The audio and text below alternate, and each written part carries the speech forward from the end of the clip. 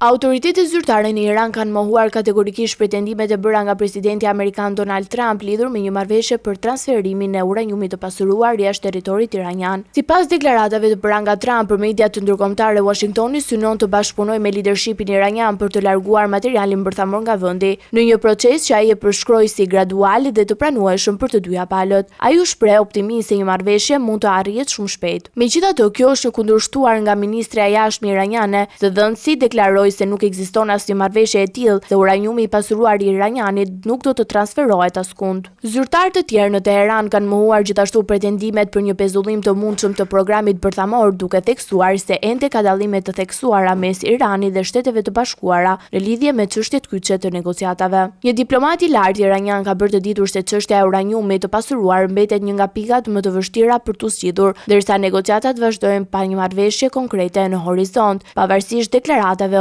optimiste nga pala amerikane.